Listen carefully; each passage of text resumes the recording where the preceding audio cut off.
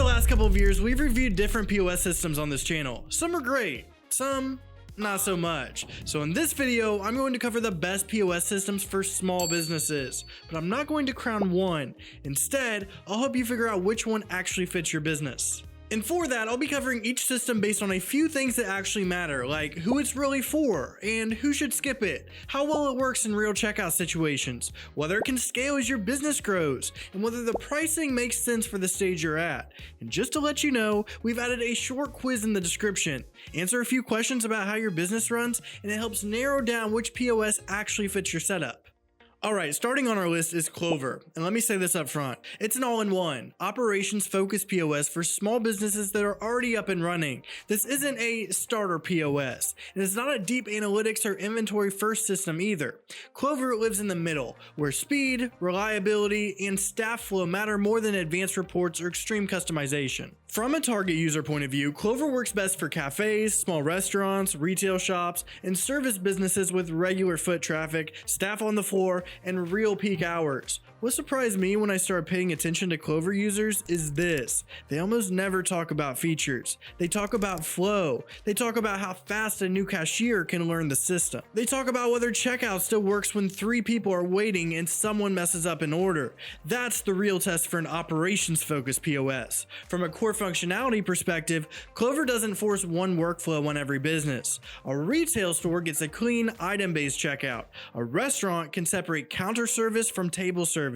A service business can take a payment at the counter or walk outside and take it on a handheld. That flexibility reduces those moments where staff freezes and says, "Wait, how do I do this again?" Clover has an offline mode, so if the internet drops, transactions don't just stop. It's not unlimited. You're not running offline all day, but during short outages, orders still go through, receipts still print, and staff doesn't panic. Now, pricing is where people hesitate, and that's fair. Clover isn't cheap. In-person payments usually land around 2.3 to 2.6% plus 10 cents. Online or keyed-in payments are higher, closer to 3.5%.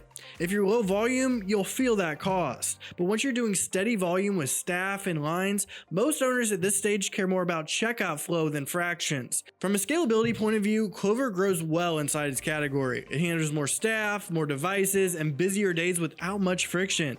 But if your business depends on deep reporting, heavy inventory forecasting, or constant system tweaks, Clover will start to feel thin. This isn't a POS you want to reconfigure every week. Clover works best when it's set up properly and then left alone. Clover is best for small businesses in the operations first POS category. Businesses that are already busy and just want checkout, training, and daily flow to work smoothly. Alright, now let's talk about Lightspeed.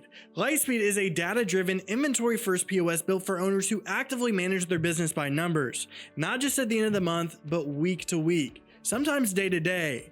If you enjoy understanding what's selling, what's not, and why, Lightspeed immediately starts to make sense. That difference matters. From a target user perspective, Lightspeed works best for boutiques, specialty retail, multi-location stores, and hospitality businesses where inventory, purchasing, and margins actually drive profit. From a core functionality standpoint, Lightspeed goes much deeper than simpler systems. It doesn't just track inventory, it turns into a decision tool. You can see which products move fastest, which suppliers are hurting margins, and where shrinkage is happening.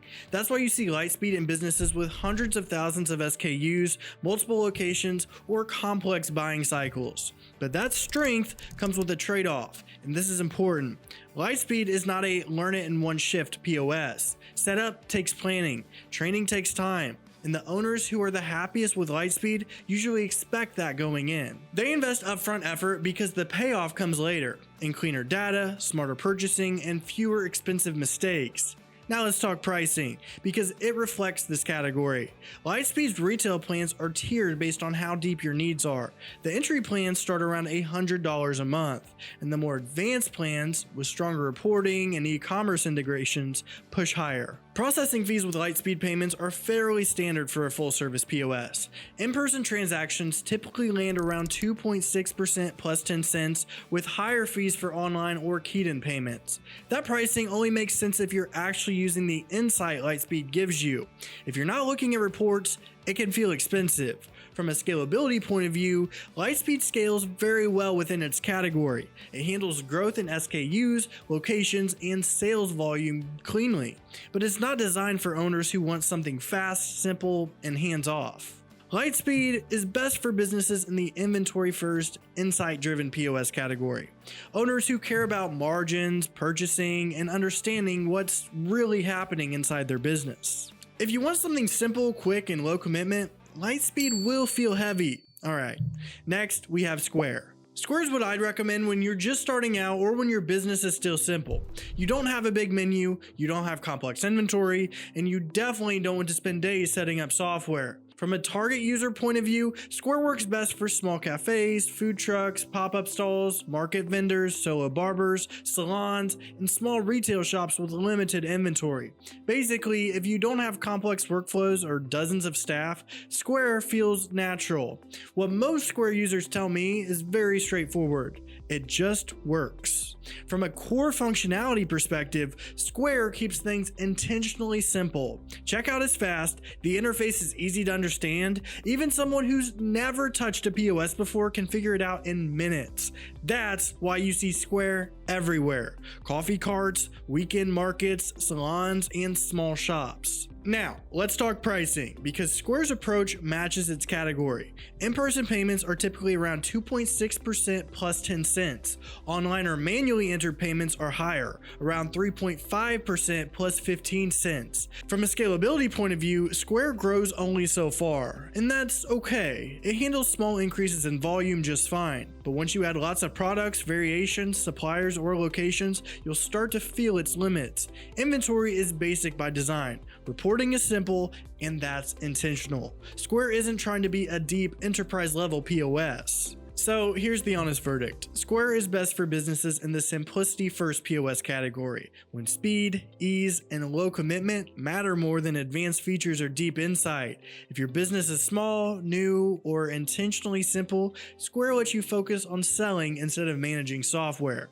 But once complexity creeps in, Square is usually the system businesses grow out of, not grow into. Alright, now let's talk about Korona POS. Korona is basically a high volume inventory control POS built for businesses where speed, accuracy, and tight margins matter more than design or simplicity. So Korona works best for convenience stores, liquor stores, smoke shops, grocery style retail, and wholesale leaning businesses. From a core functionality point of view, Korona is built around volume. Barcode scanning is fast, inventory tracking is tight, age restricted items are handled properly, and loss prevention tools actually help instead of getting in the way. Now, let's be clear about the trade-offs. Korona is not plug and play like Square. Setup takes time. Training takes some effort. From a pricing standpoint, Korona is fairly straightforward. Plans typically start around $50 to $60 per month and scale as you add features or locations. There's no required built-in payment processing, which is a big deal for stores that already have negotiated rates. From a scalability perspective, Korona scales very well inside its category. It handles more products, more volume, and longer operating hours without falling apart. But if you're running a cafe, restaurant, or a small shop with limited items, Korona will feel like too much system for too little complexity.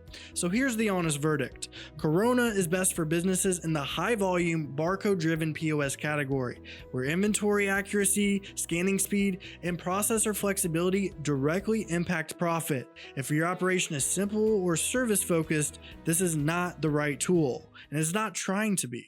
Alright, finally, we have a very popular name, Toast. And I want to be very clear about this up front. If food is not your business, you can skip Toast entirely. Toast isn't a retail POS adapted for restaurants. It's designed around how restaurants actually work. Kitchens, servers, modifiers, timing, and rush hours. From a target user perspective, Toast is built for restaurants, cafes with full food service, bars, and any operation where orders move from the floor to the kitchen and timing matters. From a core functionality standpoint, Toast is all about order flow. When a server sends an order, it goes straight to the kitchen display with modifiers clearly shown. The kitchen knows what to fire first. Servers can split checks, handle tips, and close tables without slowing things down. Toast also handles online ordering the way restaurants actually need. Online orders don't sit off to the side. They drop straight into the same system the kitchen already uses. From a pricing perspective, Toast gives you a few pass. There's a starter option with no monthly software fee, but the processing rates on that plan are higher, typically a bit over 3% plus a per transaction fee. That setup works best for very small restaurants or food trucks. The standard POS plans add a monthly fee per terminal, and in return, processing fees drop to more typical restaurant levels. Larger or multi-location restaurants usually move into custom pricing that fits their volume and setup. From a scalability point of view, Toast scales very well within the restaurant category. It handles more tables, more staff, online orders, and higher volume without breaking flow. So here's the honest verdict. If you run a restaurant and want a POS that understands restaurant chaos, Toast feels natural. If your business isn't built around food and kitchens, this is simply the wrong tool. And that clarity is actually one of Toast's strengths.